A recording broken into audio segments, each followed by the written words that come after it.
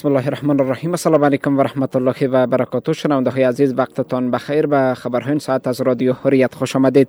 ابتدا سرخط چند خبر.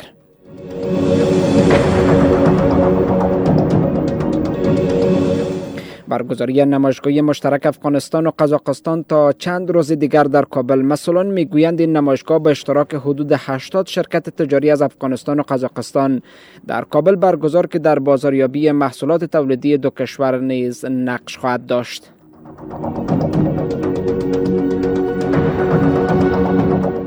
تیرباران شدن دو زن از سوی مردان تفنگدار در کاپیسا. مسئولان امنیتی در کاپیسا میگویند هویت عاملان این رویداد را شناسایی کردند و به زودترین فرصت بازداشت خواهند شد.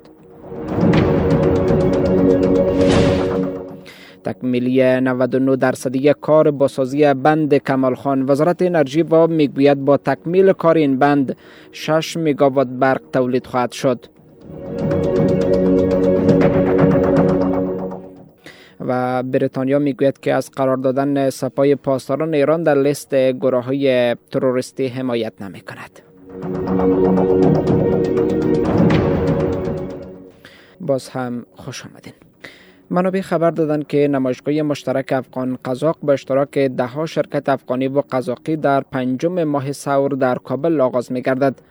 مرکز نمایشگاه بین المللی افغانستان گفته است که آمادگی برای برگزاری نمایشگاه جریان دارد و رهبری وزارت صنعت و تجارت نیز روز پنجشنبه از این آمادگی ها نظارت کرده است. قابل یادآوری است که این نمایشگاه به اشتراک حدود 80 شرکت تجاری از افغانستان و قزاقستان در کابل برگزار خواهد شد.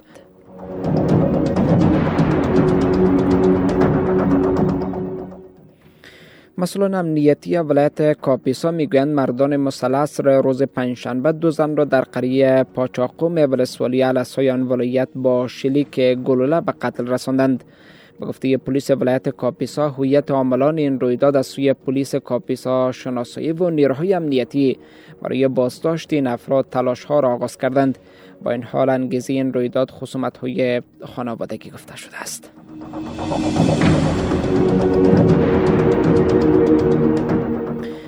منابع از ولایت بامیان خبر دادند که در پی چپه شدن یک خانه در قریه دهن خشکک از مربوطات مرکز آن ولایت 3 عضو یک خانواده جان باختند.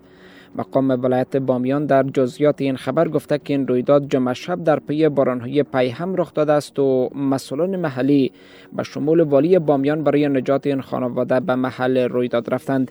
بر بنیاد معلومات جان باختگان این رویداد 2 زن و 1 مردند که تمامشان اعضای یک خانواده هستند.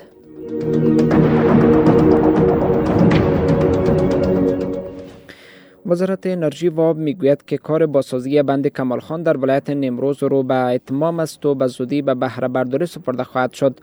سخنگوی این وزارت در گفتگو با رسانه‌ها گفته که کار باقی مانده این بند 99% به پیش رفته و با تکمیل شدن آن 6 مگاوات برق تولید خواهد شد.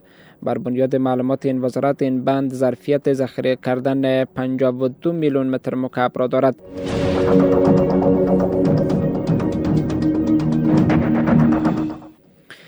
منابع از ولایت هرات خبر دادند که در این اواخر کشت زعفران در هرات افزایش چشمگیری یافته است. مسئولان در ریاست زراعت، مالداری و بیاری هرات میگویند که بیش از 7500 هکتار زمین زراعتی در حال حاضر در هرات زعفران کشت شده است.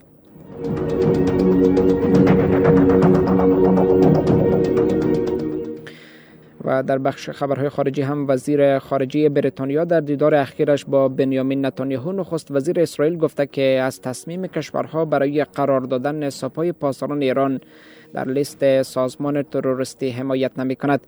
خبرگزاری ایرنای ایران به نقل از وزیر خارجه بریتانیا گفته که دولت لندن سپاه پاسداران ایران را به عنوان سازمان تروریستی شناسایی نخواهد کرد.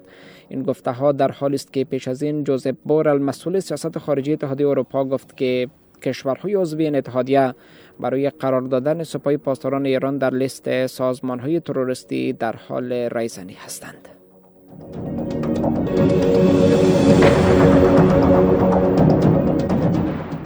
این بود خبرها تا این ساعت که تقدیمتان شد. از توجهاتان سپاس. وقتتان بخیر. خدا نگهدار.